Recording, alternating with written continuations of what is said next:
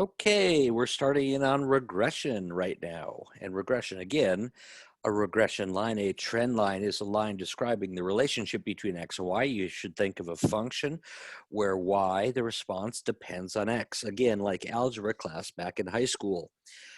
First off, a word of caution about both correlation and regression.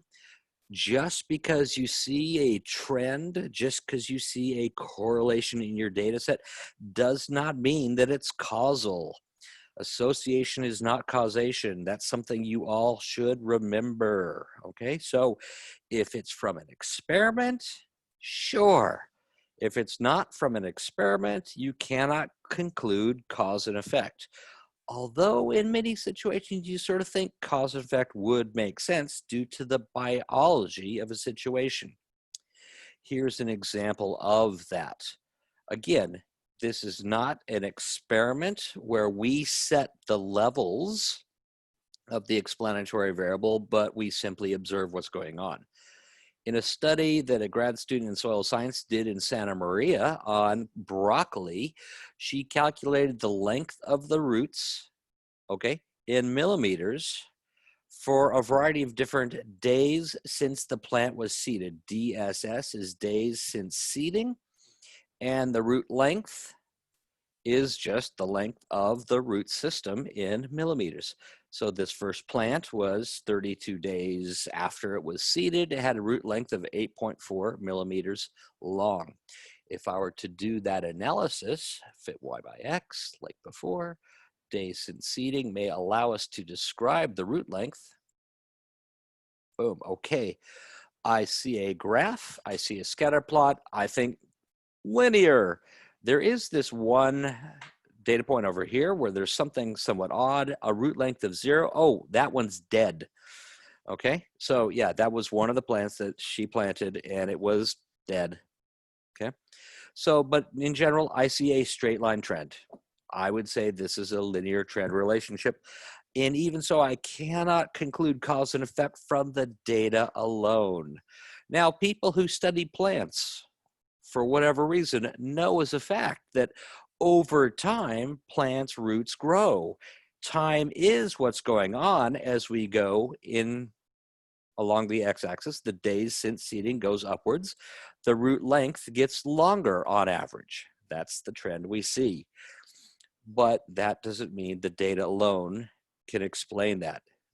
It's not the data, it is the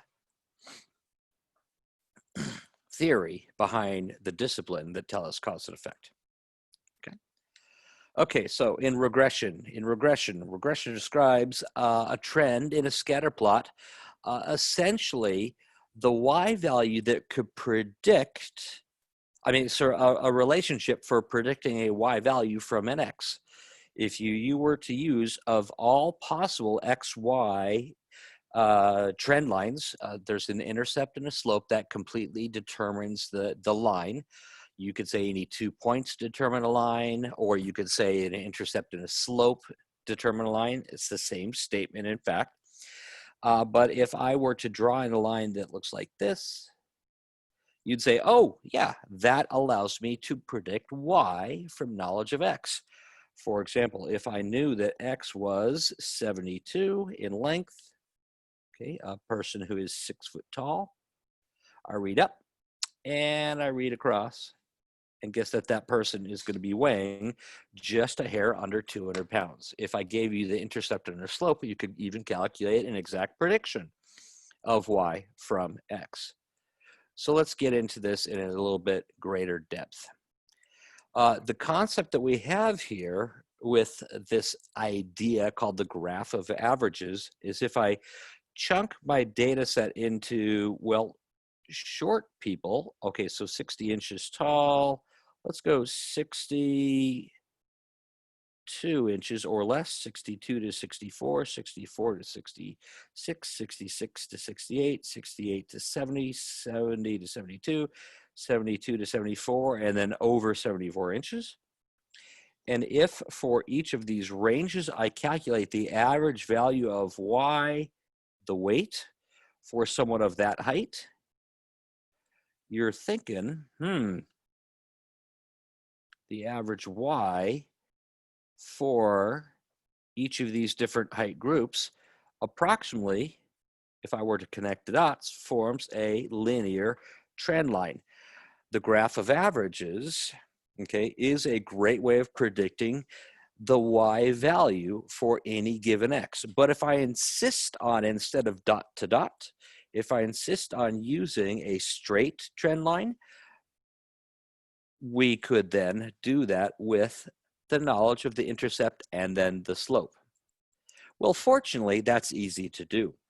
If I were to give you the following 1, 2, 3, 4, 5 numeric values, if I were to tell you for each x and y, the mean, and then the standard deviation, and also the correlation, 1, 2, 3, 4, 5 values, you could see we could calculate the intercept and the slope. First off, you calculate the slope, which we will term B1. Someone in class always writes y as mx plus b. It pisses me off. You're not going to get graded down if you do it, but just use art disciplines notation, please. Y is mx plus b. No, y is b0, the intercept, plus b1, the slope, times x. And you can see that the value of the slope is easy to calculate. It's the correlation coefficient times the ratio of the standard deviation of the response variable to the standard deviation of the explanatory variable. Similarly, if I were to have knowledge of B1, which we just calculated over here, and then y bar and x bar, I could calculate then that intercept with ease. Okay, so let's go back into our data on the buildings, the number of floors, and then the other information. And let's calculate or bring that data up. What we have is the correlation itself was 0.9506, so 0.9506. And I need to know also the values for y and x for the building number of floors. And how do I do that? I thought I had that. Okay, I moved the data somewhere else. Okay, so I'm just going to reopen it. There we go. And if I were to try to display for you the average and standard deviation for each x and y, we'll do that. Analyze the distribution of the heights and then the number of floors. Again, height is y, number of floors is x. You can see that we've got these numeric values summarized here, and let's drag it all the way onto the screen so you can see it. So we have for heights, that's y. The average is 546 point something. Let's find out 546 point what? 546.3. So 546.3 is my value for the average of the heights of the buildings, and 186 is the standard deviation, 186.2. Okay, so far I've got two of the things that I need. What about the x average? The number of floors on average is 40.4. And then the standard deviation is 15.7. I probably should be a little bit more precise than 15.7. I should probably use 15.67, but just as long as you're going to be gracious with me down the road and say, well, you got it close, I think we're good to go. Okay. So let's go ahead and do our calculations. And first calculation, find the slope. Okay, so B1 in this case equals the correlation coefficient 0.9506 times the ratio of standard deviation of the response variable, 186.2, over the standard deviation of the x variable, which is 15.7.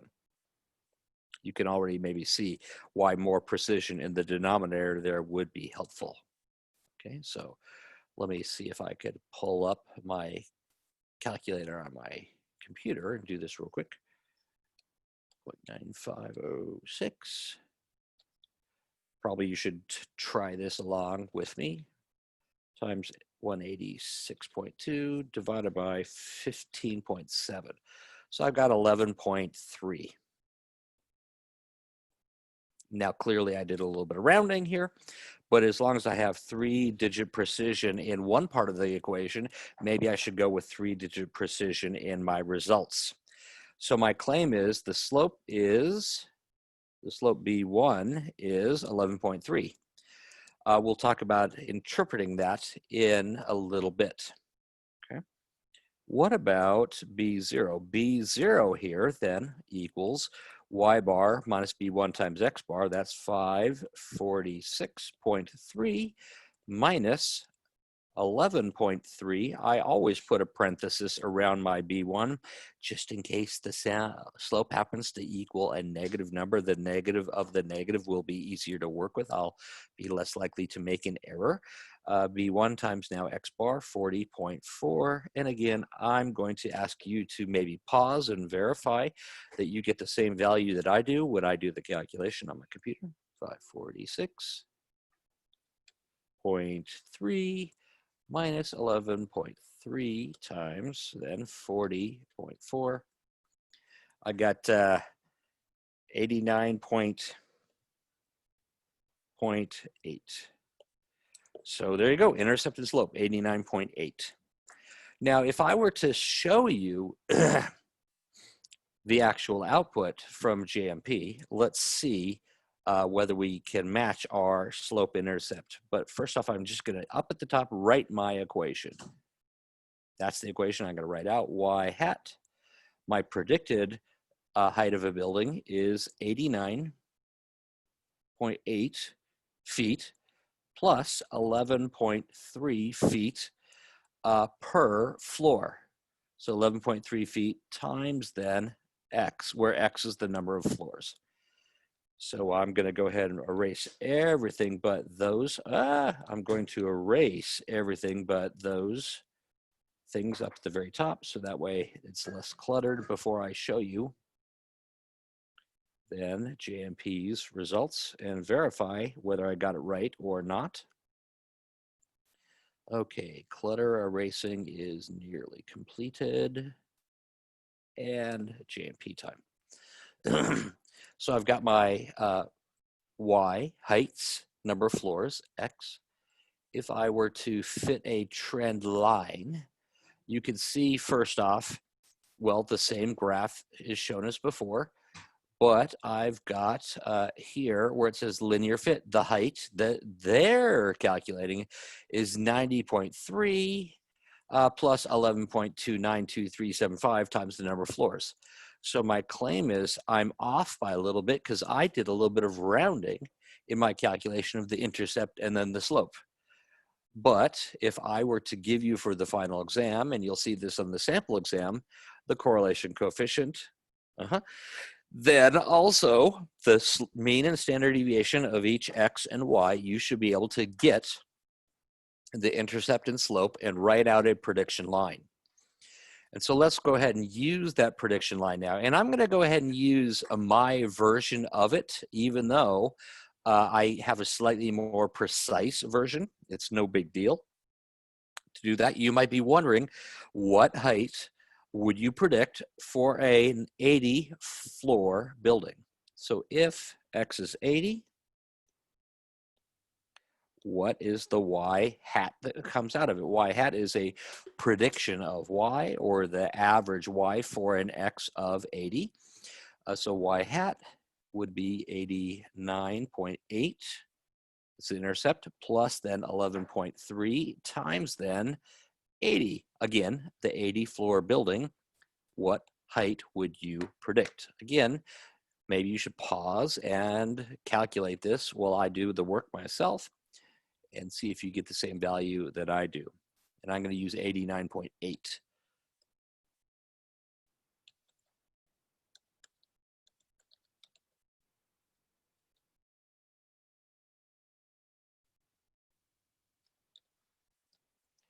And I've got 993.8. So I'm going to call it 994. Let's see. For 80 feet tall, or 80 floors, if I read up to the line and across, okay, that's not straight, but you get the idea. We're saying 994 feet tall is how I would predict then the height of a building that's 80 floors. Not too bad. So let's go ahead and move forward just a little bit more. Essentially, we've shown you least squares or regression. They're both the same in their meaning. If I say the regression line or the least squares line or the trend line, you think, okay, the line that predicts y from x. There is an interpretation of a slope and an intercept. Okay, so let's look at our slope and our intercept again for our heights and floors. Maybe let's focus on not that part upstairs, but rather the equation downstairs. Okay, and the slope is the typical increase in y for 1 unit increase in x. So this says that if a building is 81 floors instead of just 80 floors tall, you'd expect it to be an extra 11.3 feet per floor. Okay, that's what you get. The increase in y for a 1 unit increase in x. And then the value of the intercept, the 90 here, is the typical y when x is 0. Okay, again, the typical intercept back to algebra class is the average value of y when x is 0. So if a skyscraper has 0 floors, it's 90 feet tall on average. So I'm thinking that's a bit of a puzzle to a lot of students, and I think makes sense to me that that would be a bit of a puzzle, but we're saying it's not right at a 0 value. If I try to make it just perfect here, you could see 0, 0 is in the corner. No, we're up about 90 feet. And if I ask construction management majors, what? They always answered the following. Oh, of course. It's simple. They say it's 11.3 feet per floor, but when you're building a skyscraper, you've got 2 unique features to it that a typical building won't have. One is skyscrapers usually have a radio tower and or air conditioning units on the top of it that add extra height. Furthermore, have you ever gone into a building in a big city, like a big building in a big city? On the first floor, isn't it always like 50 feet tall? And on the second floor, it's another 35 feet tall for the ballrooms in the hotel. What you tend to have is extra height associated with a skyscraper simply because it's a skyscraper. So you can imagine if you just chop off all of the floors where people, live and work in the office building or in the hotel, and you're left with just unusually tall floors for the first floor, and then the tower on the top, it on average adds up to 90 feet. Okay, so that's what you get. Okay, so let's look and see if we could find the Broccoli data set one more time. In the Broccoli data set, let's try out the same sort of analysis, and we'll interpret then the slope. Fit y by x. We think the root length may depend on the number of days since the plant was seeded, since we put the seeds in the growth medium before we plugged it out and then planted it in the field. And what we're seeing here is, well, if we got the calculation of the line, we're seeing the slope of the line is 0.0758. So let's call that 0.08. And this is in millimeters per day. So we get 0.08 millimeters per day of growth. Each day that goes by, on average, the roots of a broccoli plant in Santa Maria grow 0.08 of a millimeter. Not too bad. we can, with regression, figure out the XY relationship on average as long as it's linear. Okay, so let's move this and see what else we want to say in this video before we move forward into the last chunk of material. One more thing. If you want to characterize the spread around a trend line, how far off are the data from the trend line? We could do it with this item called the residual standard deviation, or S sub E. Sometimes it's called the standard error of the regression line. I do not like that terminology, but S sub E is the standard deviation of the errors around the trend line, if you will. You can even see Y, the actual value of the height of the building compared to Y hat, what I predicted the building's height would be. Take those differences and square them. Take that difference and square, add it up across the whole of everything, divide through n minus 2, then take a root. It looks a lot like a standard deviation calculation. If we were to simply have the average y here and n minus 1, this would be a standard deviation of the y values. Okay, so this residual standard deviation measures how far the data are spread around the trend line vertically. Okay, so looking here, I'm sort of thinking if I were to go up and down 2 of these residual standard deviations, you're sort of thinking go up and down 2 standard deviations, up 2 and down 2 should capture about 95% of the data values. It's a fairly easy procedure to get after. Now, here's how we could find the residual standard deviation. It's termed the root mean square error, 58 in this case. Doubling that 58, that's 116 feet. If I go up and down 116 feet from the trend line, I'm going to capture about 95% of the building's heights in that range. And that works quite well if it is a linear relationship. Okay. Again, plus or minus about 2 of these root mean square errors, but our textbook also gives us another way to calculate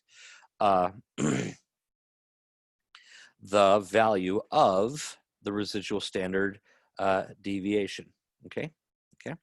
It's approximately equal to S of Y times the root of 1 minus R squared. So let's go over here and verify with, well, what do we know? We know S of Y. We earlier had 186 as the standard deviation of the y's times the root of 1 minus 0.9506 squared. And let's do a quick calculation and see what I get to. This is something, again, you could calculate yourself. And let's try it. 186 times the square root of 1 minus 0.9506 squared. Again, PEMDAS square the 0.9506 before you subtract it from 1 and then take a root. And lordy, that's 58. Okay, so 2 different ways you could get the residual standard deviation. One is if I give it to you in the form of the output. Notice that if I were to give you the picture and some of the numeric summaries, you could answer a lot of questions like, how do I predict Y from X? Or you could even answer the question, how far are the predictions off from the trend line? A root mean square error, or 2 of them, plus or minus 2 of them, will capture, again, the bulk of the data values. The other approach that you could use, however, is to, from just our earlier numeric summaries, R and SY, we could tell you how far off you are from your predictions. Easy. We're happy with that. Okay, so what I'm going to do is pause now, and then in the next video, we're going to get back and talk about a confidence interval for the slope. But that's for the next video.